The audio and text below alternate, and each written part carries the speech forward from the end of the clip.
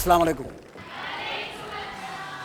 ख़ुदा हज़रात, आपकी मोहब्बत और प्यार का बहुत शुक्रिया है कि आप इस प्रोग्राम को देखते हैं। और आजकल जो हम प्रोग्राम्स कर रहे हैं उसमें एक चीज़, एक थीम हमने बना ली अपने प्रोग्राम्स की कि हमें दो बातें जो है ना वो मद्देनज़र रखनी हैं। एक बात यह है कि हमें ये देखना है कि जो मुसीबत इस वक्त हम पर आई हुई है, जिसमें हम लोग मुब्तला हैं, पूरी कौम इसमें घिरी हुई है, परेशान है, हर सूबे में जो है ना वो बदहाली की कैफियत है, इससे हम कैसे निपट सकते हैं, ये चीज़ हमने रखनी जहन में। दूसरी, हमने इसके रास्ते बनाने हैं और इस जिम्मेदारी को इस तरीके से तकसीम करना है कि कोई भी आदमी जो है ना वो इससे निकले ना, बल्कि इसको निभाए। मीडिया इसमें एक बहुत बड़ा पार्ट प्ले कर रहा है। जिस जिस इलाके से जितनी गहराई में जा कर के इसकी कवरेज हो रही है और ये आपके पास आ रही हैं इत्तलात कि कहाँ हो रहा है, उसमें बहुत सारे जर्नलिस्ट, बहुत से एंकर्स और बहुत से ऐसे लोग उसमें शामिल हैं और बड़े बड़े ख़तरनाक जगहों पे जा रहे हैं और उनको जा कर के अपनी जान की परवाह किए बग़ैर वो लोग इसको कर रहे हैं। तो ऐसे लोगों को, ऐसे खुशबूदार लोगों को, ऐसे सायेदार लोगों को बहुत बड़ी तादाद में पाकिस्तान में होना चाहिए। बहुत बड़ी तादाद में पाकिस्तान में ऐसे लोग होने चाहिए। इसकी बाकायदा तरबियत होनी चाहिए। ये जो सोशल वर्क होता है, जो सिविलाइज्ड लोग होते हैं, जिनके सेंसेस ऑन होते हैं, ऐसे लोगों की हमारे मुल्क को बहुत ज़रूरत है। और ऐसे ही हसीन मेहमानों के साथ हम आज के प्रोग्राम आपके साथ शेयर करेंगे और एक ऐसी खूबसूरत शख्सियत को आपसे मिलाएंगे जो यकीनी तौर पे आपके ख़यालात को, आपकी शख्सियत को भी मुअत्तर कर देगी। ऐसे ही कीमती मोती हम आप तक पहुंचाएंगे, लेकिन एक ब्रेक के बाद। जी हाँ, और वो हमें लेने ही पड़ते हैं क्योंकि हमें इश्तिहार लेना है, इसलिए हम एक वक्फे की तरफ जा रहे हैं। वापस आते हैं तो आपसे बात करते हैं। कहीं जाइएगा मत, आप जाएंगे भी कैसे, हालात ही इतने ख़राब हैं।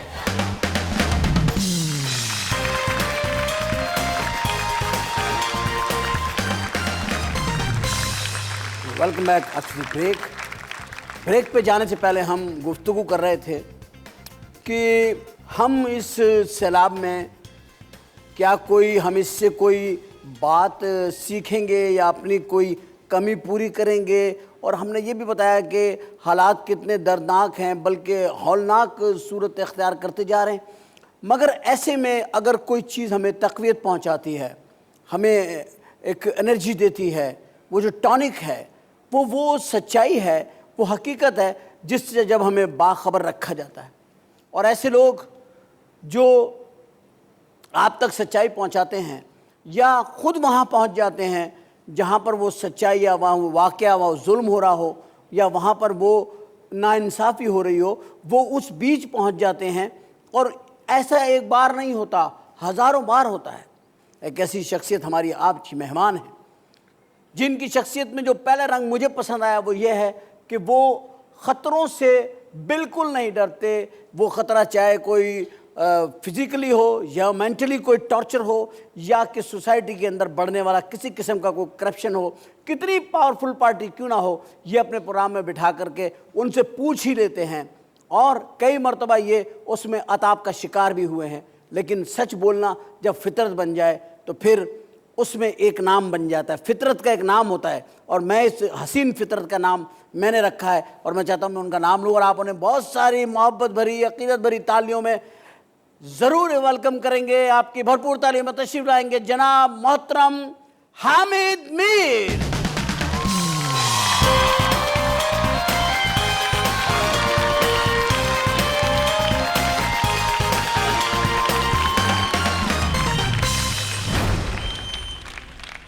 सर, आपको मैं खुशामदीद कहता हूँ शरीफ शो में। बहुत बहुत शुक्रिया।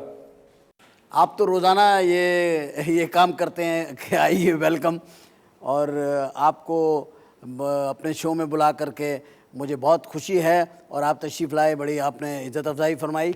शुरुआत में यहाँ ही से करूँगा। आपके लिए तो मतलब सवालात और जवाबात आप तो इसके एक आदी हैं, लेकिन मैं ये पूछना आपसे चाहता हूँ कि इस वक्त भी आप सैलाब की कवरेज करके आ रहे हैं, तो हम शुरू यहीं से करते हैं कि अब इस वक्त आप कौन से इलाके से तशरीफ़ ला रहे हैं? परसों मैं कोयटा में था। जी हाँ, उससे एक दिन पहले मैं मुराद जमाली में था, डेरा मुराद जमाली में। उससे 2 दिन पहले मैं सिंध में था, सक्खर के और आसपास के इलाकों में। उससे पहले मैं खैबर पख्तूनख्वा में था, और अब इस वक्त मैं कराची में आपके सामने बैठा हूँ। तो चारों सूबे घूम लिए। चारों सूबे आपने कवर किए हैं। सबसे ज़्यादा कौन सा सूबा हमारा डैमेज हुआ है? सबसे ज़्यादा डैमेज जो है वो सिंध में है, और सिंध में जो तबाही है वो मल्टी डायमेंशनल है। वो इस तरह है कि सिंध के जो लोग हैं, ये आप देखें ट्रेडिशनली अपना घर बार जो है वहाँ छोड़ते नहीं हैं, हिजरत बहुत कम करते हैं। कराची में भी ज़्यादातर सिंधी नहीं है, बल्कि पख्तून और उर्दू बोलने वाले ज़्यादा हैं, हालांकि पंजाबी ज़्यादा हैं, लेकिन सिंधी जो हैं वो इतने ज़्यादा तादाद में नहीं हैं, तो ये अपना घर नहीं छोड़ते। लेकिन ये जो सैलाब है, इसके बायस इंटीरियर सिंध जो है ओबाड़ों से लेके और ऊपर ठट्ठा तक, न सिर्फ ये कि ये सिंध के अंदर डिस्प्लेस हो गए हैं, मसलन जैकबाबाद और शिकारपुर के लोग आपको सक्खर में नज़र आएंगे, हैदराबाद में नज़र आएंगे, कराची में नज़र आएंगे। मैंने आपके प्रोग्राम में देखा, आपने एक माई से पूछा भी कि आप वहाँ से यहाँ कैसे आ गए? हाँ, वो बलूचिस्तान में मिली थी आप? जी, मैं यही आपको बताने लगा हूँ कि सिंध के लोग न सिर्फ सिंध में डिस्प्लेस हुए हैं, बल्कि सैकड़ों किलोमीटर दूर अपने इलाके से वो बलूचिस्तान में भी जाके बैठे हुए हैं। और वो ऐसे गए बेचारे कि मसलन शिकारपुर वाले भाग के गए जैकबाबाद, कि जैकबाबाद ऊंची जगह है, हम बच जाएंगे। जैकबाबाद में पानी आया, वो भाग के डेरा अल्लाह यार पहुँचे, वहाँ पानी आ गया। वहाँ से भाग के वो डेरा मुराद जमाली पहुँचे, तो वहाँ पर फिर इतने ज़्यादा पनाहगज़ी हो गए कि फ़ौज ने फिर रिक्वेस्ट की कि आप या सिबी चले जाएँ या कोयटा चले जाएँ, तो बेचारे बिखर गए हैं। तो इसलिए मैं समझता हूँ कि सिंध में जो तबाही है ये बहुत ज़्यादा है, और अगर इस तबाही को समझने की कोशिश ना की गई और जो सिंध के लोगों के मसाइल हैं उनको हल करने की कोशिश ना की गई, तो फिर कुछ दिनों बाद इस सैलाब के बाद एक सियासी सैलाब भी आ सकता है। सियासी सैलाब आप कैसे देख रहे हैं सियासी सैलाब को? ये जो सियासी सैलाब है, इसका जो मुझे टारगेट नज़र आ रहा है सियासी सैलाब का, वो फ्यूडलिज्म है। उस पर जाके ख़त्म हो गई जी। इसलिए वजह यह है कि जो जितने भी बड़े बड़े फ्यूडल्स हैं वो इस मुश्किल वक्त में अपने लोगों के साथ बहुत कम खड़े हुए। पानी आया, वो या तो भाग गए या उन्होंने अपने घर और अपने फॉर्म और अपनी मिलने बचाने के लिए अपने लोगों को डुबो दिया। तो पहली दफा एक्सपोज हो गए हैं। अच्छा, आप जहां भी देखेंगे हामिद भाई, आप तो कवरेज कर रहे हैं, आप जहां भी देख रहे हैं फौज को ही देख रहे हैं, वही निकाल रही है पानी से। अच्छा, वही दलदल में, वही क्योंकि फौज के पास वसाइल होते हैं और उसकी तरबियत ही है कि उसने इस किस्म के हालात में काम करना है। लेकिन फ़र्क यह है कि जब अमेरिका में या किसी और मुल्क में इस किस्म का तूफ़ान आता है, तो जो सियासी ताकतें होती हैं, जो सियासतदान होते हैं, वो यूनाइट हो जाते हैं, इकट्ठे हो जाते हैं। हमारे यहाँ प्रॉब्लम यह है कि हमने आपस में लड़ना शुरू कर दिया। इस नाजुक हालात में भी सियासतदान एक दूसरे से लड़ रहे हैं, इकट्ठे नहीं हुए, जिसकी वजह से अब इंटीरियर सिंध की मैं बार बार बात कर रहा हूँ कि शिकारपुर से जो पनाहगज़ी सक्खर की तरफ आ रहे थे, मैं खुद उनसे मैं मिला, मैंने उनसे बात की, उनको डाकू लूट रहे हैं। अब देखें कि सिंध में भी पीपल्स पार्टी की हुकूमत है, मरकज़ में भी पीपल्स पार्टी की हुकूमत है, और वो जो लुटने वाले लोग हैं वो पीपल्स पार्टी के वोटर हैं, उनको डाकू लूट रहे हैं। तो अब वो जो लुटने वाले बेचारे बेयारो मददगार लोग हैं, वो फिर क्या करें? वो फिर जमहूरियत को बददुआएं देंगे ना। तो मैं यही कह रहा हूँ, कसूर जमहूरियत का नहीं है, कसूर हमारा है, कसूर हमारी जो सियासी हुक्मरान है उनका कसूर है।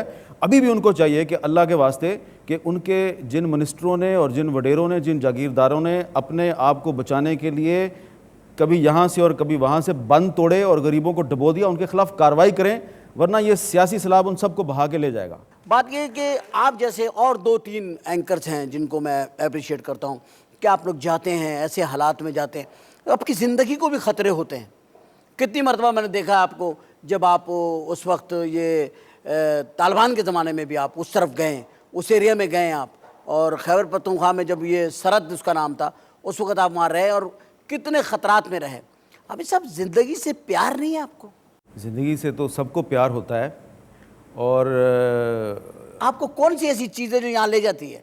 ये मैं इसलिए पूछ रहा हूँ कि मोटिवेट होते हैं लोग ऐसी बातों से ना, कि यार ये क्या हामिद मीर साहब में ऐसा क्या है कि ये पहुँच जाते हैं हर जगह पर, यार हम लोग क्यों नहीं पहुँच पा रहे? अच्छा, वो ऐसे है ना कि उमर शरीफ साहब, जब 9/11 के बाद अफ़गानिस्तान में जंग हो रही थी, तो उस वक्त पूरा जो वेस्टर्न मीडिया है वो अफ़गानिस्तान की जंग को इस्लामाबाद के एक 5 स्टार होटल की छत से कवर कर रहा था। कोई अफ़गानिस्तान में नहीं जाता था। कभी मुझे, कभी किसी को एज एन एक्सपर्ट CNN और BBC वाले अपने प्रोग्राम में बुला के हमारी ओपिनियन लेके और कहते थे अफ़गानिस्तान में ये हो रहा है। तो एक दिन मैंने बीबीसी के एक प्रोड्यूसर थी, मैंने उसको ऐसे ही कह दिया कि आप लोग पूरी दुनिया में फिरते हैं, लेकिन ये अफगानिस्तान की जंग आप इस्लामाबाद में बैठ के उनको कवर कर रहे हैं, रोज़ाना मुझे बुला लेते हैं आप। तो उसने कहा तुम अगर इतने बहादुर हो तो तुम चले जाओ। तो जब उसने मुझे ये कहा तो फिर मुझे कूदना पड़ा और मैं चला गया। नहीं मैं जाऊंगा। तो जब मैं अफ़गानिस्तान चला गया तो उसके बाद उसके 1.5-2 साल बाद जब ये जियो टीवी शुरू हुआ तो 2003 में इराक़ की जो जंग है वो शुरू हो गई। जब इराक़ की जंग शुरू हुई तो अब मैंने किसी को नहीं कहा, लोगों ने मुझे खुद ही कहना शुरू कर दिया, आप इराक़ कब जा रहे हैं, आप इराक़ कब जा रहे हैं। अच्छा, लोग एक्सपेक्टेशन कितनी बढ़ गई कि लोग कह रहे हैं ये आदमी वहाँ क्यों नहीं जा रहा है। अच्छा, वहाँ गए थे तो आपको अभी तक गए क्यों नहीं आप, अभी तक गए क्यों नहीं आप। तो फिर मैं इराक़ चला गया, इराक़ जाके उस जंग को कवर किया। तो वो पहली दफ़ा पाकिस्तान की जो नया इलेक्ट्रॉनिक मीडिया था उसकी तरफ से पहली दफ़ा जो है हमने बगदाद में जाके उस जंग को हमने लाइव कवर किया। फिर उसके बाद वो सिलसिला शुरू हो गया, फिर लेबनान की जंग, फिर चेचनिया तक पहुंच गए, फिर फ़लस्तीन पिछले साल गज़ा में जाना पड़ा, वहाँ पे भी इजरायली फ़ौज की जो बमबारी है उसका सामना किया। तो लेकिन ये तो सारी बाहर की बातें हैं ना, लेकिन जो सबसे ज़्यादा जो मुश्किल आप अपने साथ आपको लड़ना पड़ता है ना, वो जब आप अपने मुल्क के अंदर कवर कर रहे होते हैं और आपके अपने लोग आपके सामने मर रहे होते हैं, आपको उनका बताना भी है। और फिर सवात में जब तालिबान ने एक दिन मुझे, कैमरामैन समेत और मेरे प्रोड्यूसर को मुझे पकड़ लिया और हमें गिरफ्तार कर लिया। और फिर जब जिस तरीके से उन्होंने हमारी इंटेरोगेशन की तो उस दिन हमें ये एहसास हुआ कि हम दूसरे मुल्कों में जाके जंग कवर करते हैं और बड़े हीरो बनते हैं, हमारे अपने मुल्क का बेड़ा गर्क हो गया। और उस वक्त एहसास हुआ कि इस मुल्क को अब बचाने की ज़रूरत है। तो जब आपको ये एहसास होता है तो फिर वो एहसास आपको खींच कर इन ट्रबल्ड एरियाज़ में लेके जाता है कि यार ये मेरी जिम्मेदारी है, यहाँ पे जाके लोगों को बताना है कि सूरत हाल क्या है। माशाल्लाह, ये इतनी खूबसूरत बात है। मेरा अपना ज़िंदगी का तजुर्बा भी यही है कि जब आप ज़रा हट के आते हैं, ज़रा सा ऑड आते हैं तो सुर जैसे लगते हैं, ऑड सुर लग जाते हैं, वही गायकी में और इस चीज़ों में बड़े स्पेशलाइज कर जाते हैं वही लोग। आपने इतनी खूबसूरत बातों में ये बताया, वो कवर किया, ये कवर किया। आपको ये जो पाकिस्तान के अंदर जंग चल रही है इस वक्त, इसमें एक ब्रेन वॉर भी चल रही है बीच बीच में, जो फैसला नहीं कर पा रहे हैं भाई क्या करें हम। तो आप क्या देखते हैं कि अब आप कोई नेक्स्ट कौन सी सिचुएशन कवर करेंगे, मुल्क में करेंगे या मुल्क से बाहर करेंगे? सही बता दूं? सही बता रहे, मैं तो आपसे तवक्को सही किए तब तो बात की आपसे। अल्लाह ना करे जो मैं कह रहा हूँ, अल्लाह करे कि ये सही साबित ना हो, लेकिन उमर शरीफ साहब, मुझे ये खौफ है और ख़तरा नज़र आ रहा है कि ये जो 2 करोड़ से ज़्यादा मुतासरीन सैलाब हैं, अगर हमने इनको सही तरीके से लुक आफ्टर ना किया और जिन लोगों ने इनको डुबोया है अपने मुफादात की खातिर, अपना इंटरेस्ट प्रोटेक्ट करने के लिए, उनके ख़िलाफ़ कार्रवाई ना हुई तो ये लोग जो हैं, ये महीनों की बात नहीं, हफ्तों की बात है। ये जहाँ पर भी किसी भी बड़े शहर में, अर्बन सेंटर में ये इकट्ठे हो गए, ये किसी को नहीं बख्शेंगे। जो इनके साथ हुआ ये आपके साथ करेंगे और फिर शायद हम इस पोजीशन में ना हो कि हम अपने ही मुल्क में इन लोगों को कवर कर रहे हो। क्योंकि अभी जब मैं जाता हूँ इनके पास, इनके कैंपों में, दूर दराज इलाकों में जहाँ ये बेचारे फंसे हुए हैं, तो पहले वो वेलकम करते थे कि जी बहुत शुक्रिया, आप हमारी खबर लेने आए। अब उनकी आंखों में, उनके चेहरे पे गुस्से के आसार पैदा होने शुरू हो गए और वो अब ये कहना शुरू हो गए कि भाई तुम आए हो हमारी टीवी पे हमारी कहानी सुनाओगे, हमारे दर्द की दास्तान, लेकिन फिर भी किसी के कान पे जूं नहीं रेंगी, दोबारा मत आना इधर। तो ये जो है ये वार्निंग है मेरे लिए। अगर ये मसला हल नहीं होता तो अब कवर करने ना आना, हमें तमाशा ना बनाना। बिल्कुल, वो यही समझते हैं कि हम उनको तमाशा बना रहे हैं। तो अगर हम उनको तमाशा बना रहे हैं तो वो इस मुल्क का जो हुक्मरान तबका है ये उसे तमाशा बना देंगे। ख़ातून हज़रात, बड़ी अजीब सिचुएशन वाली बात इन्होंने की और बड़ी ही हद तक सही बात की है कि हम इस वक्त ऐसी सिचुएशन में, और ये लम्हा फिक्रिया है हमारे लिए नहीं, क्योंकि हम उनके साथ हैं, हमने उनसे कोई कमिटमेंट करके कोई इख्तिदार नहीं लिया है, मगर जिन लोगों ने उनसे वोट्स लिए हैं, जिनके हाथों से उनको ताकत मुंतकिल हुई है, वो हाथ उनका गिरबान पकड़ सकते हैं। ये बात हामिद मीर साहब ने बहुत अच्छी कही है। और अगर कोई सियासतदान सियासी शऊर रखते हैं तो यकीनी तौर पर वो इस जुमले को, इसमें छुपी हुई हिकमत को भांप लेंगे, और भांप लेंगे तो वो समझ जाएंगे तो राय रास्त पे आ जाएंगे। हामिद मीर साहब हमारे साथ मौजूद हैं और मैं अब इनसे ये जंग पूछने वाला हूँ कि ये जो हम लोग आपस में लड़ रहे हैं इस जंग को हम क्या नाम देंगे। तो जाइए कहीं मत, हमारा इंतजार कीजिएगा। Will be right back right now.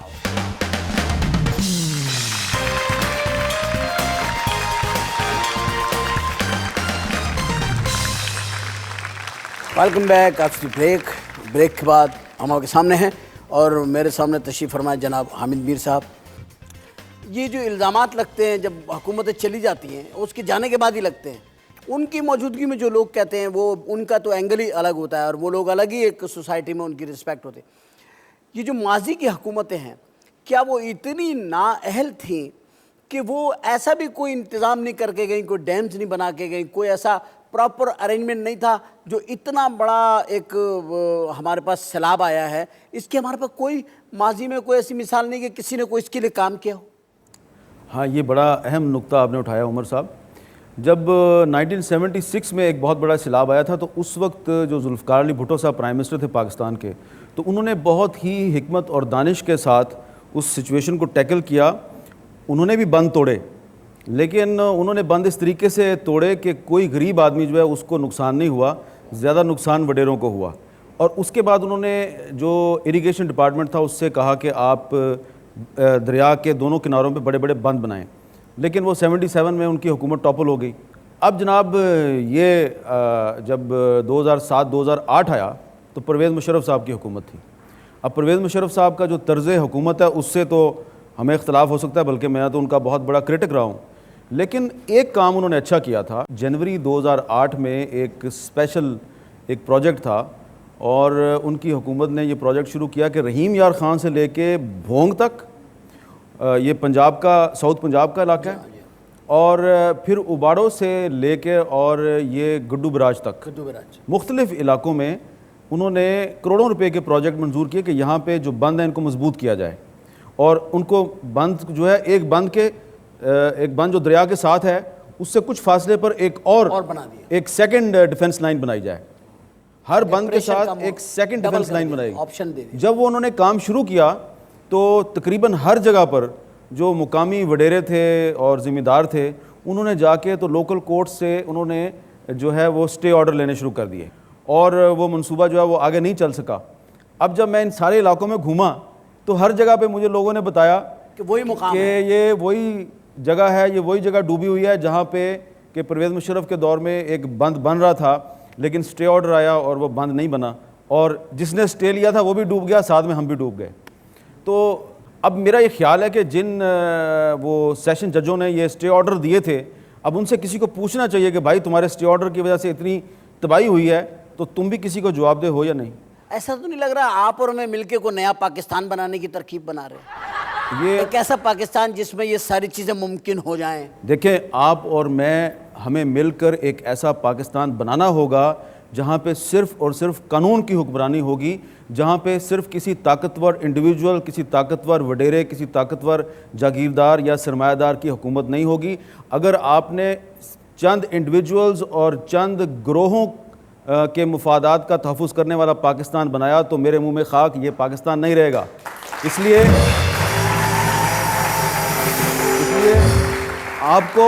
आपको और मुझे और इस मुल्क के जो 95% अवाम है जिनका ताल्लुक उस तबके से है जिस तबके से अल्लामा इकबाल और कायद आज़म का ताल्लुक था, उस तबके को मुत्तहिद होकर पाकिस्तान को बचाना है। वरना ये जो लुटेरा तबका है जो इस वक्त अक्सर उनमें से लोग हुकूमतों में शामिल हैं, ये मरवा देंगे हम सब।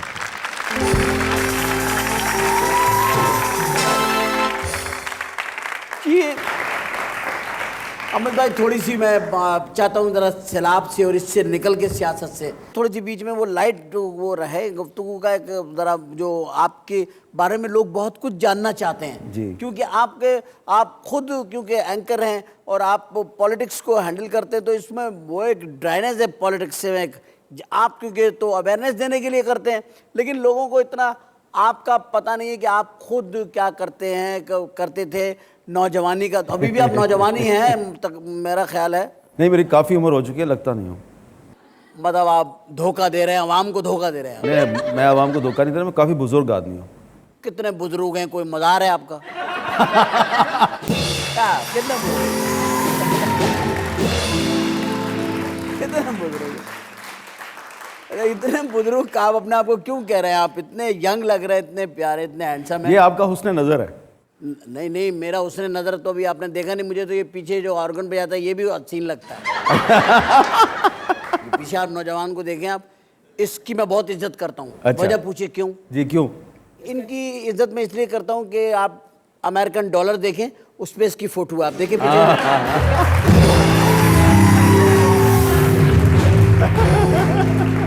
तो मैं तो सर, हम तो डॉलरों की इज्जत करनी पड़ रही है, क्या करना है। ऐसी करेंसी मजबूत करेंसी है, मजबूत करेंसी है।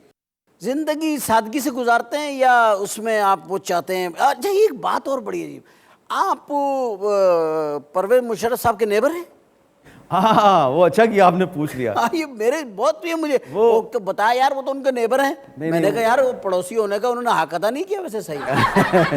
वो चकशजाद में एक हामिद मीर साहब हैं, उनका एक फार्म हाउस है वहाँ पे, और वो मेरे दोस्त हैं और मेरे भाइयों की तरह हैं, लेकिन वो बिज़नेसमैन हैं। उनका बिज़नेस जापान में भी है, दुबई में भी है, और वो डिफरेंट हामिद मीर हैं और मैं एक डिफरेंट हामिद मीर हूँ। लेकिन मैंने एक बार अखबार में पढ़ा कि आपकी कोई शादियों का सिलसिला पढ़ा मैंने। ये भी वही करते हैं? ये इत्तेफाक की बात है कि ये अब उनकी पर्सनल लाइफ है, तो मैं इस पर ज़्यादा कमेंट नहीं करूँगा। नहीं, कमेंट ना करें, लेकिन बताएं कि ये शादियां आप तो नहीं ना करते भाई, इतना बता दें कि आप नहीं, मैं नहीं करता। तो इसका मतलब वही करते फिर। आमिर भाई, मेरा ताल्लुक क्योंकि शोबिस से है, अब जाहिर है आपके साथ तो शोबिस का वो बेशुमार लोगों का मिलना जुलना है। फिल्में वगैरह भी देखते होंगे जब आप एक लड़के होंगे तो? नहीं, मैं अभी भी जब टाइम मिल जाए तो अभी भी देख लेता हूँ। तो ये आर्टिस्टों के कैपिटल टॉक में आप कोई मसाइल पे कभी बात नहीं किया आपने? ये फनकारों को भी बड़े मसाइल नहीं, मैंने 2-3 दफ़ा जो पाकिस्तान की फिल्म इंडस्ट्री के मसाइल हैं ख़त्म ही हो गई सर। मैंने उस पर प्रोग्राम किया और यही मैंने इशू उठाया कि ये क्यों ख़त्म हो रही है। ख़त्म ही हो गई है। हाँ, और जो शान है वो इतना ज़बरदस्त हमारा एक्टर है, रीमा जो है इतनी अच्छी एक्ट्रेस है, इसके बावजूद हमारी फिल्म इंडस्ट्री जो है वो क्यों नाकाम हो गई है। तो वो अंदर से जो वो हासिल बहस निकलता है वो ये है कि हमारे जो फिल्म साज हैं और डायरेक्टर हैं वो आवाम के जो मसाइल हैं, जो आवाम की कहानियाँ हैं, उन कहानियों पे फिल्में नहीं बनाते। बस वो जो एक जागीर। फेवरेट आर्टिस्ट कौन रहे हैं माजी में भी, जब आप देखते थे फिल्में में रेगुलर? मैं अभी भी देखता हूँ फिल्में। मसलन मुझे जो शान है एज एन एक्टर बड़ा पसंद है, लेकिन एक्टिंग अच्छी करता है, लेकिन वो उस एक्टिंग के आगे पीछे कहानी कोई नहीं होती। ये मसला है बहुत बड़ा। बगैर कहानी की एक्टिंग कर रहा है आप, ये बगैर कहानी की एक्टिंग कर रहे हैं। हाथ में उसके सुल्तान राय की तरह गंडासा है या क्लैशन कोफ है, वो भी जाली होती है बच्चों वाली। ये भी एक दुख की बात तो वो जब चला रहा होता है तो साफ पता चल रहा होता है कि यार ये जाली है। असली होती तो चलो कुछ सच्ची मुच के कुछ लोग मर जाते हैं। सच्ची मुच्ची का कोई हदायतकार, डायरेक्टर, फिल्म साज, कहानी नवीस सच्ची मुच्ची का मर जाता, बन जाता, मर जाता कोई। हाँ, तो कम से कम चलो इंडस्ट्री में कोई तब्दीली आ जाती जी।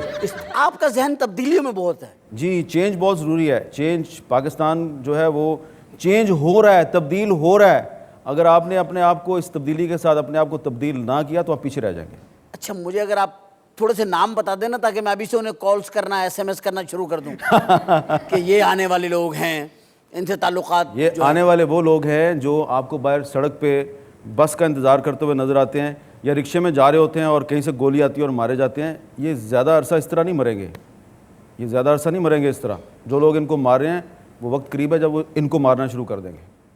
वो वक्त करीब है कि जब लोग उन्हें मारना शुरू कर देंगे जो लोग एक आस और एक उम्मीद के साथ आपको ला करके तख्त पे बिठाते हैं, और जब वो आपको इख्तिदार देते हैं तो उसमें से सिर्फ अपने लिए मांगते हैं अमन, अपने लिए मांगते 2 वक्त की इज्जत की रोटी, अपने लिए मांगते हैं उस तख्त में से एक तहफ़्फ़ुज़, अपने लिए मांगते हैं अपने बच्चों की, अपने बीवी बच्चों की एक ज़िंदगी का तहफ़्फ़ुज़, उनका मुस्तकबिल, अपने लिए मांगते हैं एक नौकरी, अपने लिए मांगते हैं एक पुरअमन शहर, अपने लिए मांगते हैं एक ऐसा माशरा जिसमें वो इज़्ज़त और आबरू के साथ ज़िंदा रह सकें। और अगर ये चीज़ें हम नहीं देंगे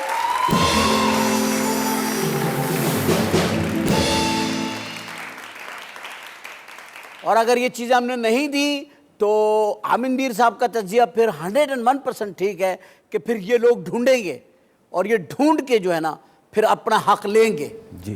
तो इस सिचुएशन से बचने के लिए कि लोग ढूंढ के आपसे अपना हक लें, और मैं भी इस सिचुएशन में इस वक्त हूं कि मुझे भी चैनल इससे पहले कि पूछ ले कि बहुत गुफ्तगू के माहिर हो, बनते हो, बड़ी बातें करते हो, मगर तुम्हारा दिमाग क्यों ये भूल जाता है कि तुम्हें ब्रेक भी लेनी है। ख़वातीन और हज़रात, ब्रेक मेरी मजबूरी है, वरना मैं मसाइल का शिकार हो जाऊंगा और फिर मैं भी इसी आवाम की तरह खड़े होकर राह तकूंगा मेरा चेक कब आएगा।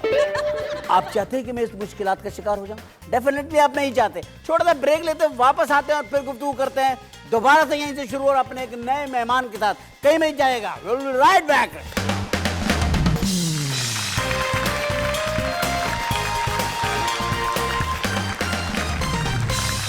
Welcome back after break. और जब हम ब्रेक पे गए थे तो हम छोड़ के गए थे इस गुफ्तगू को कि हमने आपको बताया था कि वक्त जो है वो अपनी जगह खुद बना लेता है।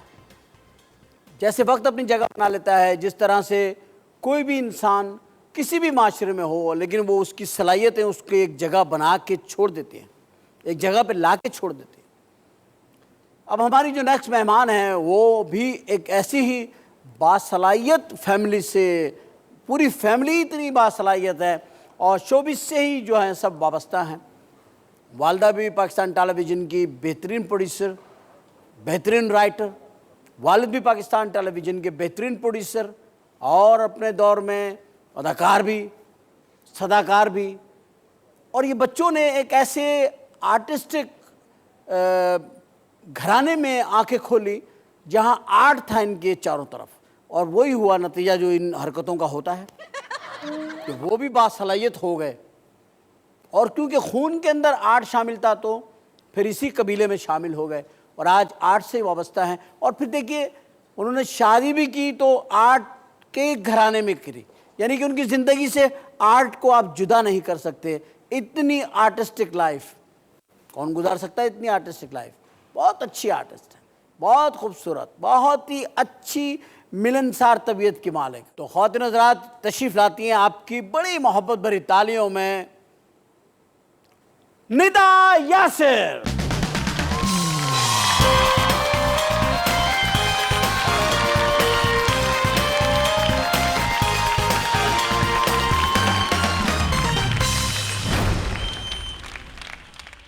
खुशामदीद आपको शरीफ शो में। थैंक यू मुझे बुलाने का। बहुत शौक से मैं देखती थी और मैं कहती थी मेरा नंबर कब आएगा। नहीं, हम तो आपका नंबर तो पहले ही लगा देते लेकिन आपके शौहर बीच में आ गए ना एक दिन। हाँ ना, वो आपके नंबर पे आ गए। और आपको पता है कि आपका जो शो यासिर के साथ हुआ था वो रिकॉर्ड कर करके बच्चे देखते हैं हमारे, मतलब घर में 24 घंटे यही चल रहा होता है। बच्चे हैं ना, अभी उनको समझ नहीं है कि उनको क्या देखना चाहिए और क्या नहीं देखना चाहिए, वो इसलिए देख लेते हमारा शो। बड़े हो जाएंगे तो फिर ये सब बच्चे तलत हुसैन के ड्रामे देखेंगे, समझदार हो जाएंगे तो उनके ड्रामे देखने लगेंगे।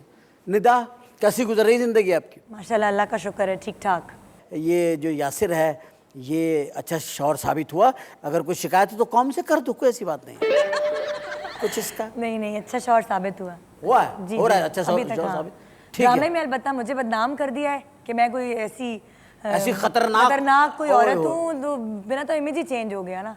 पहले अच्छा, लोग मुझे शिकायतें भी आई लोगों की। अरे भाई, एक लाइव शो में पब्लिक से पूछा गया, मॉर्निंग शो था लाइव, पब्लिक से पूछा गया कि निदा ज्यादा लड़ाका है कि यासिर, तो सारे सबके वोट जो है मेरी तरफ थे कि मैं लड़ाका हूँ। मैं कहा यासिर तुम्हारी चार कैरेक्टर कर रही हैं। मैं कैरेक्टर कर रही हूँ वो, और वो जो लिखा हुआ कैरेक्टर है वो ही प्ले कर रही हूँ। लिखता कौन है ये मोहसिन है राइटर, वो लिखते हैं। तो आप उसको समझाती हो नहीं ये लिखो? नहीं, वो यासिर समझाता है, मैं अब समझ गई हूँ। वो आपको बदनाम करने वाला काम है कि भाई ये बेचारी जो है ना, ये लड़की इतनी सॉफ्ट सी, वो क्या ऐसी सख्त हो सकती है? मुझसे सब पूछते हैं कि यार तुम वाकई इतनी डोमिनेटिंग हो। नहीं, आपने इतने ये ऑब्जर्वेशन कहाँ से लिए? ऐसी औरत तो देखी होगी ना कहीं आपने? हाँ देखी। कौन है वो? नाम बताएं उनका, बता दें ऑन एयर बता दें, कोई ऐसी बात नहीं, घबराए नहीं। अरे बहुत आप सारी जिनके बराबर में बैठी, मैं अभी थोड़ी देर बैठा, दिलेर हो गया इनके बराबर में बैठ। ये जो कर चुके हैं आपको तो सारे पता है, आप भी देखती रही हैं सर। नहीं तो जो इन्होंने किया है, मैं तो इनके साथ बैठा हो तो मैं तो बड़ा फख्र महसूस कर रहा हूँ कि यार। मैं भी बहुत फख्र महसूस कर रही है ना। तो फिर बताइए कौन है, किसको आपने कंसीव किया है?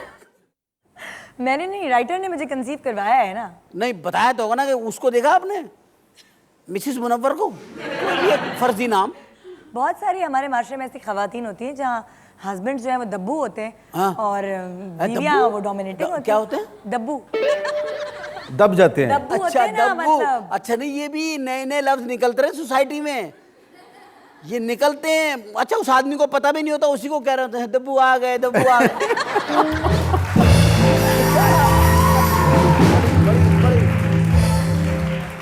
अफसोस की बात, बहुत अफसोस की बात है। अब मैं ध्यान रखूंगा कहीं से कोई अल्फाज आ जाए। डब्बू, ओहो, अच्छा वो आदमी दूर से यही समझता है शायद अब्बू कह रहे हैं कि अब्बू आ गए। अब्बू, अब्बू में भी लिप्स एक की तरह खुलते हैं और डब्बू अब्बू एक जैसे।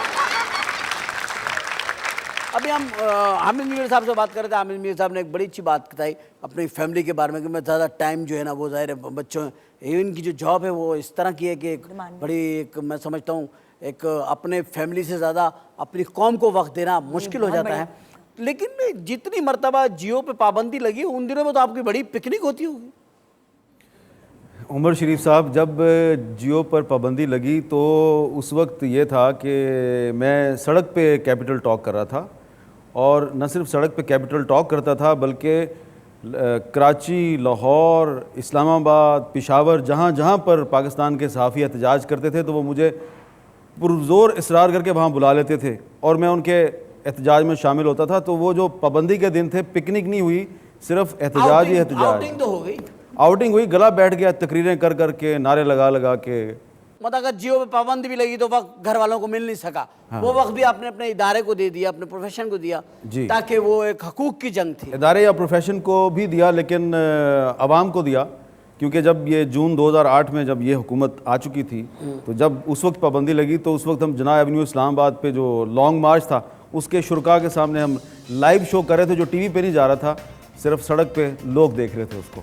अच्छा, मतलब हम तो जियो दिखाते रहे हैं जी, घर घर जाके दिखाया जियो। हाँ, मतलब कोई जितनी मर्जी पाबंदियां लगा ले लेकिन जियो नजर आता रहेगा, नजर आता रहेगा।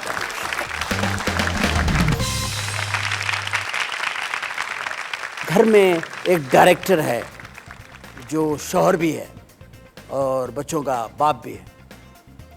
इस 3 टैलेंटेड आदमी से, जिसमें 3 टैलेंट है, इसका नाम यासिर नवाज है जो हमें वांटेड है, तो आपको तंग करता है। ये डायरेक्टर कब हो जाता है सेट पे? नहीं, कभी कभी घर में भी हो जाता है। हैं? जब छुट्टी पे होता, ज़्यादातर मतलब काम नहीं होता, कम कर रहे होते तो घर में भी डायरेक्टर बन जाता। क्या नौकरों पे डायरेक्शन, बच्चों पे डायरेक्शन, बीवी पे डायरेक्शन। अरे आपको क्या डायरेक्शन देते हो? यही कि ये काम करो, ये ना करो। अरे मेरे कपड़े आज तुम निकाल के दो, आज तुम्हारे हाथ का खाना खाने का, मतलब अच्छी वाली डायरेक्शन, घरेलू डायरेक्शन।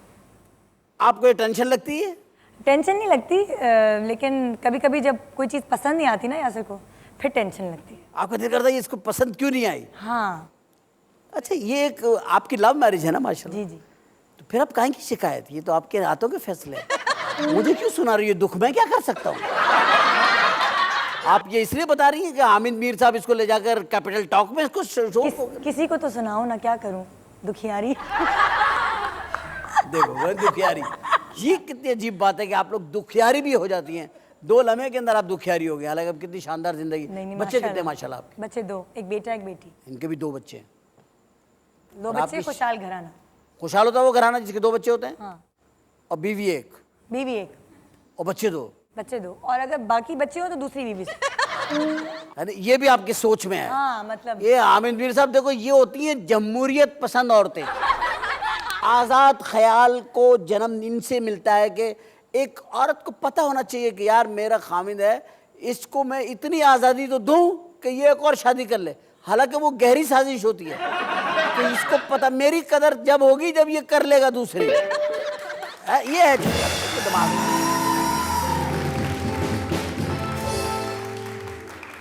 सियासी प्रोग्राम्स देखती हैं आप?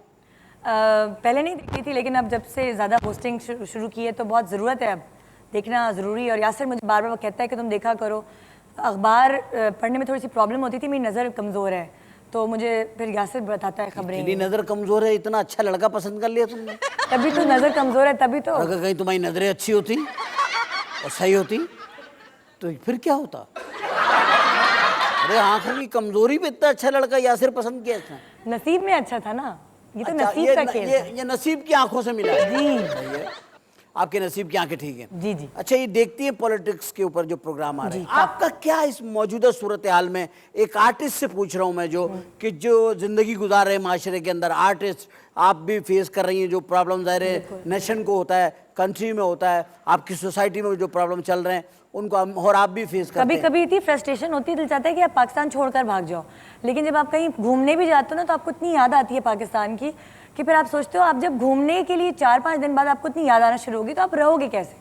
कभी बहुत फ्रस्ट्रेशन होती है। मैं एज एन एक्टर भी, जब जियो बंद हुआ या जाहिर है फिर आपके काम भी डिस्टर्ब होता है। अच्छा, जियो बंद होता है तो हमें ऐसा क्यों लगता है, जैसे पता नहीं हमारे ऊपर कोई पाबंदी लग गई है, बोरियत हो जाती है। नहीं, जियो ने इतना, ये मैं इसलिए नहीं कह रहा कि मैं जियो में काम कर रहा हूँ तो मैं कह रहा हूँ, हकीकत बात है कि जियो ने इतना अपना घर बना लिया लोगों के दिल में कि ये बंद होता है तो लोग कहते हैं शायद हम पे पाबंदी लग गई है। ये है हकीकत, आप भी वही बात कर रही हैं। हाँ बिल्कुल। तो आपका इस वक्त के बारे में क्या ख्याल है, ये जो इस वक्त सिचुएशन चल रही है, आप क्या समझती है इसमें कौन सही करेक्टर कर रहा है, गवर्नमेंट कहाँ तक जो है आपको सही नज़र आ रही है इस वक्त? देखिए, मुझे तो लगता है कि जो हमारा मुल्क अभी तक बचा हुआ है ना, वो आवाम की वजह से बचा, आवाम की दुआओं की वजह से बचा हुआ है। नहीं तो पॉलिटिशियंस तो ऐसे आए गए नहीं है जिनकी वजह से मुल्क बचा है। और सब जो बाहर के लोग हैं पाकिस्तान से, वो हैरान होते हैं कि ये मुल्क चल कैसे रहा है, किसके दम पर चल रहा है। तो ये जो आवाम है ना, उसके दम पर चल रहा है, ये आवाम की दुआओं की वजह से। मैं इनसे एग्री करता हूं। हमारी आवाम बहुत अच्छी है। ज़लज़ले के वक्त पर भी आवाम ने बहुत साथ दिया अपने भाइयों का, और अब भी आप जगह जगह देखें, हर जगह लोग हेल्प करने खड़े हैं।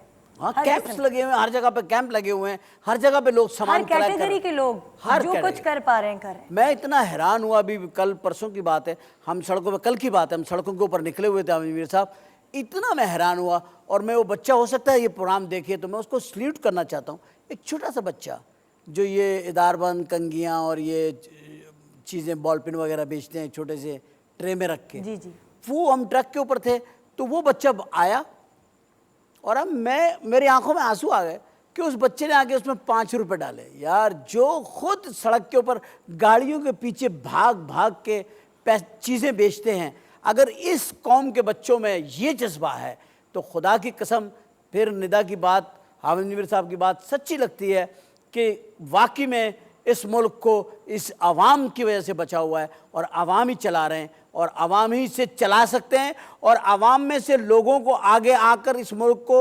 चलाना होगा। बिल्कुल। यहाँ मैं एक बात ज़रूर बताना चाहूँगी जिस पे मैं बहुत फ़ख्र फील करती हूँ। हमारी एक फैमिली है एक्टर्स की, इस फील्ड की एक फैमिली है। Right. तो बहुत सारे एक्टर्स ऐसे हैं ड्रामे में उन्होंने हमारे काम किया, तो मैंने कहा क्या आपका मुआवजा, कह लेंगे जो मेरा मुआवजा होगा उसका आधा आप सैलाब ज़दगान को देंगी और आधा आप मुझे दीजिएगा। वाह, वेरी नाइस। तो मुझे इतना फ़ख्र फील हुआ। लेकिन आमिर मीर साहब ये बताइए मुझे कि जितना हमने यानी देखा है और जितने एलिगेशन है या सच्चाई है, जो हकीकत है, आप तो बहुत करीब हैं, आप बताइए कि जितना लोगों ने इस मुल्क से कमाया है, ख़ास करके जो जितनी सियासी पार्टियां हैं, क्या उनके सरबराहान और उनके लोग, उनके मिनिस्टर्स या उनके कैबिनेट के लोग, उनकी पार्टी के लोग, वो तमाम के तमाम बड़े बड़े जागीरदार हैं, वडेरे हैं, बहुत बड़े बड़े बिजनेसमैन हैं, वो लोगों ने इतना कंट्रीब्यूट किया है इस सैलाब में जितना कि उनको करना चाहिए, या अभी तो कुछ लोगों ने किया भी नहीं? पहली बात तो यह है कि इस मुल्क का जो हुक्मरान तबका है उसके पास कितनी दौलत है ये एग्जैक्टली पाकिस्तान में से किसी को नहीं पता, क्योंकि अक्सर जो उनके बैंक अकाउंट्स हैं वो पाकिस्तान से बाहर हैं। लेकिन इसके बावजूद जो उनका पाकिस्तान में तर्ज़ ज़िंदगी है, अगर उसको सामने रख कर हम सैलाब ज़दगान के लिए उनकी इमदाद को देखें तो ऐसा लगता है कि जितना उन्होंने पाकिस्तान से कमाया या जितना पाकिस्तान को लूटा है उतना उन्होंने सैलाब ज़दगान को नहीं दिया। लेकिन वो लोग जिन्होंने पाकिस्तान में बहुत कम कमाया है और जिन्हें पाकिस्तान में मसाइल ज़्यादा मिले हैं और सुकून और राहत कम मिली है, उन्होंने सैलाब ज़दगान की ज़्यादा मदद की है। क्या बात।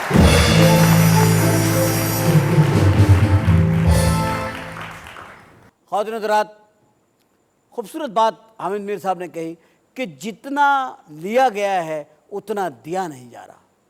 एक खूबसूरत बात है और ये हिसाब सिर्फ सियासतदानों ने, बड़े वडेरों ने, जागीरदारों ने, सरमायादारों ने नहीं देना, मुझे भी देना पड़ेगा, क्योंकि मुझसे भी पूछा जाएगा जितना दिया जा रहा है उतने तुम ब्रेक नहीं ले रहे। मुझसे भी पूछा जाएगा, तो मेरी मजबूरी एक छोटा ब्रेक लेते हैं, ब्रेक से वापस आते फिर आपकी खिदमत पेश होते हैं और बातें करते हैं अपने दोनों मेहमानों से।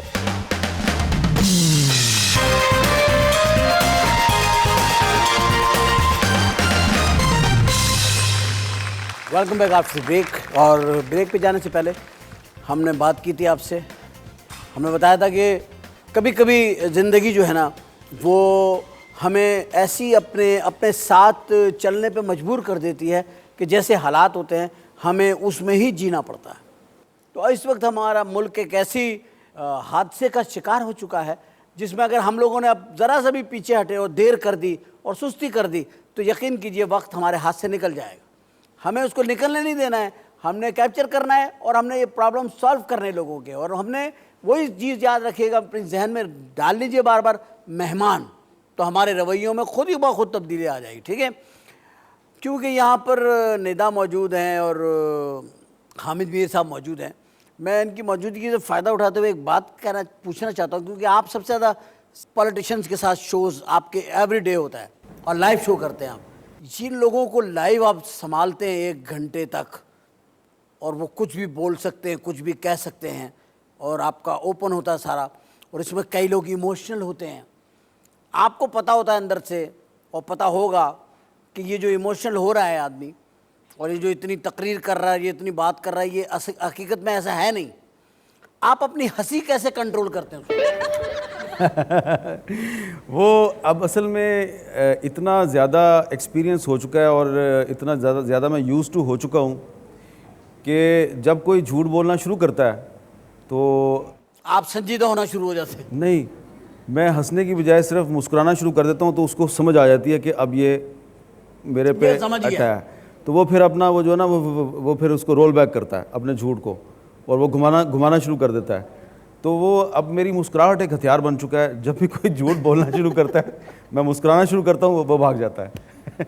वो समझ जाता है, वो समझ जाता है, बंदे ने मुझे पकड़ लिया। हाँ, लेकिन एक साथ ही साथ मैं दूसरी बात भी करूँगा कि हमारे जो अक्सर पॉलिटिशियंस हैं उन पर हम तनकीद बहुत करते हैं, लेकिन इसके बावजूद ये उनकी बहादुरी होती है कि उन पर हम अपनी मुस्कुराहटों के ज़रिए भी हमले करते हैं और अपने नोकीले और जोशीले सवालात के ज़रिए भी हमले करते हैं, लेकिन इसके बावजूद वो हमारे सामने बैठ के हमारे सवालात का सामना करते हैं। अक्सर की बात कर रहा हूँ, लेकिन 10% ऐसे हैं जो नज़रें नहीं आते आपको। आपने देखा है बहुत से मिनिस्टर जो हैं, बहुत से जो लीडर हैं मुख्तलिफ पार्टियों के सरबराहान, वो आपको टीवी पे बहुत कम नज़र आते हैं। क्या वजह है? वो नज़र ही नहीं आते। कोई इसलिए कि वो हमारे सवालात का सामना करने की सकत नहीं रखते, झूठे हैं। जो झूठा है वो आपको नज़र नहीं आएगा। मैं तो नज़र आ रहा हूँ, आप नज़र आ रहे हैं। अल्लाह तेरा शुक्र है, और आप मुझे नज़र आ रहे हैं। बिल्कुल। मुझे वो आदमी नज़र नहीं आ रहा पीछे वाला, हमारा एक म्यूजिशियन, वो डॉलर वाला। $1 वाला।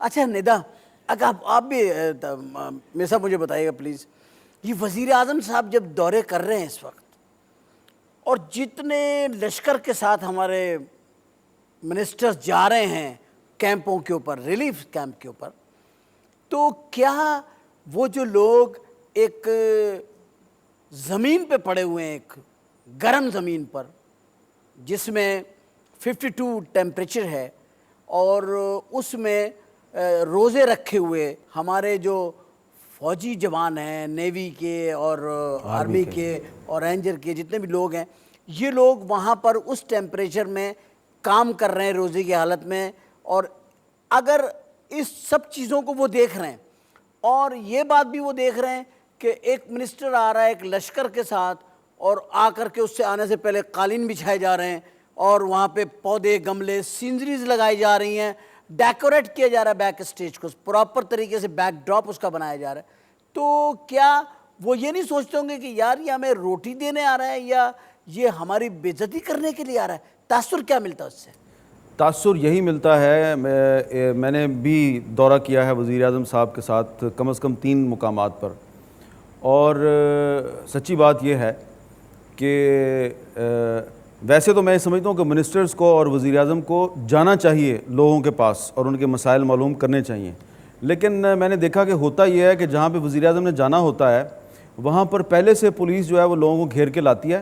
कभी एक जाली मेडिकल कैंप बना दिया जाता है और कभी एक जाली मुतासरीन का कैंप बना दिया जाता है। वज़ीर आज़म साहब वहाँ पे जाते हैं और नकली मुतासरीन उनके सामने पेश कर दिए जाते हैं, और ऐसा बहुत दफ़ा हुआ है। और लोगों ने कहा कि उनको मामू बना दिया गया। हाँ, और तो किसी कैंप कोई वज़ीर आज़म साहब गए तो कैंप की रस्सी भी जो है वो नई थी बिल्कुल जी। जब इतने दिनों से लगी है तो मैली होनी चाहिए ना, वो नई रस्सी थी बिल्कुल। तो मैली ना हुई हो। इस सिलसिले में मेरा ये ख्याल है कि वज़ीर आज़म साहब को चाहिए कि वो जाएँ ज़रूर, लेकिन जो लोकल एडमिनिस्ट्रेशन है और पुलिस है और जो फ़ौज है उस पर बोझ ना बने, क्योंकि जब वो किसी हलके में जाते हैं, किसी इलाके में जाते हैं तो पूरी एडमिनिस्ट्रेशन जो है वो उनको प्रोटोकॉल देने पे लग जाती है, और जो लाखों मुतासरीन हैं जिनको आपने मेहमानों का नाम दिया है उनको कोई रोटी पूछने वाला नहीं होता और वो बद्दुआएं दे रहे होते हैं। और इस सूरत हाल से वो लोग जो खिदमत के जज्बे के तहत वहाँ पर मौजूद हैं, गर्मी में, हब्स में, उनके भी दिलों से बद्दुआएं निकलती हैं और मुतासरीन के दिलों से भी बद्दुआएं निकलती हैं, और नतीजा ये होता है कि मीडिया में ख़बर आ जाती है कि आज वज़ीर आज़म ने एक जाली मेडिकल कैंप का दौरा किया, आज वज़ीर आज़म ने एक पनाह गज़ीनों के जाली कैंप का दौरा किया, तो उससे वज़ीर आज़म साहब को कोई इज़्ज़त नहीं मिल रही बल्कि उनको नुकसान हो रहा है। तो मुतासरीन की खातिर नहीं, अपनी खातिर वो इस किस्म के दौरे करने बंद कर दें। और एक पूरे पाकिस्तान की बेइज्जती हो रही है ना, जब बाहर के अमेरिका या यूके या जर्मनी, फ्रांस, कहीं भी ये खबर जा रही तो वो भी हम पर हंस रहे होंगे कि ये क्या है ड्रामे। कुछ दिन पहले वो मुजफ्फरगढ़ गए, मुजफ्फरगढ़ में एक जगह चौक सरवर शहीद, वहाँ पर वो गए तो 5 हेलीकॉप्टर थे उनके साथ। 5 हेलीकॉप्टरों में उनका स्टाफ था, उनके वज़ीर थे और मीडिया के लोग थे। तो जब उन 5 हेलीकॉप्टरों से वो सारे लोग बाहर निकले और वो जब शहर में दाखिल हुए तो लोगों ने पूछा कि यार ये 5 हेलीकॉप्टरों में कोई एक भी आटे की या चावल की बोरी नहीं, कोई एक भी खाने पीने की चीज़ नहीं, इमदाद के लिए एक भी चीज़ नहीं, सिर्फ इसमें से इंसान निकले हैं जो कि अपनी इज्जत करवाने, जो कि अपने कपड़ों से लगते हैं कि ये बड़े खाते पीते लोग हैं, लेकिन हमारे लिए लेके कुछ नहीं आए। वाह।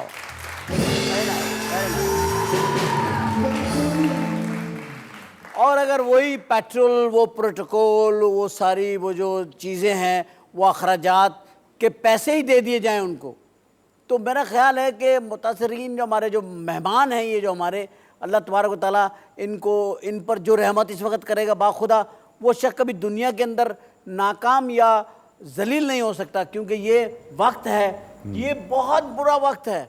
मैं वज़ीर आज़म साहब से हाथ जोड़ के रिक्वेस्ट करना चाहता हूँ, प्लीज़ आप अपने दौरों के अखराजात जो है ना, इनको मुतासरीन को, हमारे इन मेहमानों को दे दीजिए प्लीज़। आप अपने अखराजात कम कर लें।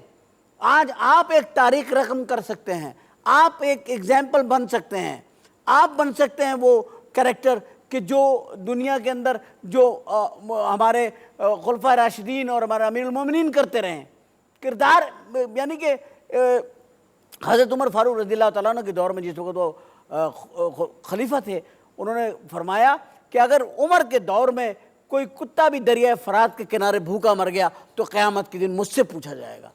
तो आज तो दरिया के बाहर और अंदर लाशें ही लाशें हैं, तो इस पे तवज्जो देने की ज़रूरत है, बहुत सख्त तवज्जो की ज़रूरत है। सर, एक बड़ा आखिरी सवाल करना चाह रहा हूँ। आपने इतने कैरेक्टर देखे, वहाँ से शुरू करते हैं कैपिटल टॉक से, आपके पास बड़े कैरेक्टर आते हैं और कई बार आते हैं, और वो हर मरतबा अपना एक नया मसला लेके आते हैं, आप सुनते हैं, उस पर तज़किया देते हैं। अगर हम फिल्म बनाना चाहें इस मौजूदा सियासी ढांचे पर, Nida as a writer, director, actress और एक जर्नलिस्ट जो लिखता है आर्टिकल, आप क्या समझेंगे कि उस फिल्म का नाम क्या होना चाहिए? उसका फिल्म का नाम होना चाहिए लास्ट चांस। लास्ट चांस, आखिरी मौका है हुक्मरानों के पास। अगर उन्होंने आवाम का ख्याल ना किया, उनकी खिदमत ना की, जो उन्होंने पाकिस्तान से कमाया है, जो पाकिस्तान से लूटा है, वो अगर वापस गरीबों को ना लुटाया तो this is the last chance, otherwise ये सब मारे जाएंगे। देखिए जी, क्या बात है। इस सियासी फिल्म का नाम है this is the last chance. ये एक ऐसी शख्सियत ने कहा है कि जिनके शब रोज़ ही सियासतदानों में गुजरते हैं। अच्छा, ये तो हो गया। कास्टिंग निदा, इसमें हम टाइटल रोल किससे करवाएंगे सियासतदान का? आपकी नज़र में कौन ऐसा है जो इतने वेरिएशन दे देगा? हमारे पास हम सब उम्मीद से है में इतने सारे कैरेक्टर्स हैं, वो हम यूज कर सकते नहीं, वो यूज ना करें। हम तो अभी इनसे और आपसे ये पूछ रहा हूं कि कौन होगा टाइटल जिसपे ये आके रुकेगा, this is the last chance, who is? नहीं अरे बताएं भाई, क्या हो गया? पॉलिटिकल बातें तो यही आप किस दौर में डर रही हैं? अभी कोई खौफ छोड़ दें, खत्म करें। पानी खड़ा हुआ यूं तैयार, छोड़ दें, आप छोड़ दें। आप बात सच करें, हक की बात करें। क्या कास्टिंग होनी चाहिए? चलो बताएं, थोड़ी सी आप कास्ट मिक्स एंड मैच कर लेते हैं। एक तो नेशनल असेंबली की स्पीकर है ना, डॉक्टर फहमीदा मिर्ज़ा साहबा, डॉक्टर जुल्फ़कार मिर्ज़ा साहब जो है उनकी वाइफ हैं। वाइफ, हाँ, तो वैसे बड़ा फ़र्क है जुल्फ़कार मिर्ज़ा साहब की शख्सियत में और फहमीदा मिर्ज़ा साहबा की शख्सियत में, लेकिन वो भी हैं। फिर डॉक्टर फिरदौस आशिक अवान साहिबा भी हैं। ये तो हो जाएंगी ना सास के रोल में। हाँ, एक वो जो जुल्म करने वाली सास होती है, डॉक्टर भी लेकिन ये एक और रोल भी कर सकती हैं। वो कौन सा? तारा मसीह, तारा मसीह। फांसियाँ लगाएंगी ये फांसियां लगाएंगी कि लगवा देंगी? आखिर में खुद भी लग सकती है। और आखिर में खुद भी लग सकती है। Wind up, what a wind up. Wind up बता दिया ना आपने पहले, ये भी स्टोरी बीच में थी, अभी विलनों पे आना था मैंने। चलो ये हो गया, ये हो गई कि जो फांसी लगाएंगे। पहली दफा होगा तारीख में कोई औरतें फांसी लगा रही हैं, वरना औरतें हमेशा आदमियों को फांसी लगा देती हैं, फांसी लगा अच्छा ये हो गया। अब आप आ जाएंगे इस तरफ कि ये कैरेक्टर तो ये हो गया, ये वाला कैरेक्टर हो गया, हीरोइन सास का हो गया। हीरोइन कौन है इसमें? आपने बताया था वही होंगी हीरोइन। कोई फिल्म स्टार देखिए, इसमें जो हीरोइन है ना, वो बड़ी जेन्युइन है। अच्छा, वो हीरोइन जो है वो हमारी धरती माँ है पाकिस्तान की, जिसके साथ हम सब धोखा कर रहे हैं। और ये सिर्फ सियासतदान जो हैं, ये इनका लास्ट चांस नहीं है, आपका और मेरा भी लास्ट चांस है। अपने आप को ना समझे कि हम बच गए हैं। अच्छा, तो हम लोग साथ हैं इनके? जी, क्योंकि तो अगर आपने इनको पुश करके, इनको प्रेशराइज करके, इन्हें एक अच्छा किरदार अदा करने पर मजबूर ना किया, तो ये जो सियासी अदाकार हैं, इनके साथ साथ जो आप असली अदाकार हैं, हम सब की भी छुट्टी हो जाएगी।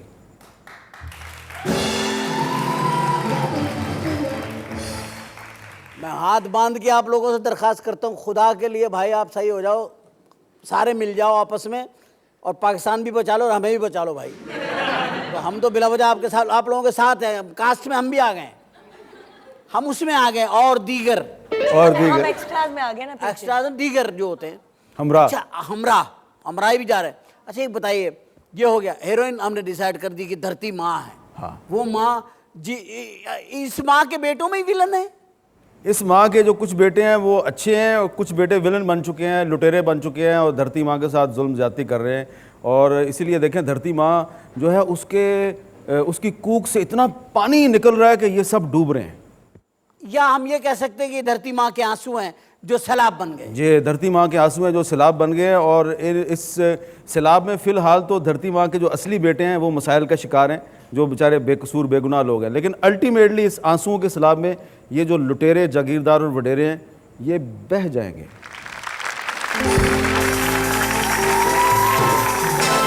खातून हज़रात, लम्हा फिक्रिया है।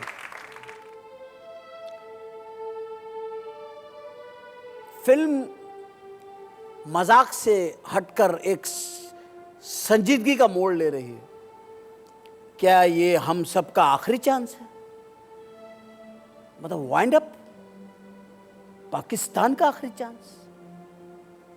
वो मुल्क जो हमें 27वीं शब को हासिल हुआ, वो मुल्क जिसके लिए हमारे आबा व अजदाद ने कुर्बानियाँ दी, हमारी बहनों ने, माँओं ने, बेटियों ने, वो धरती माँ इतना रोई ये मजालिम देखकर कि वो सैलाब ले आई।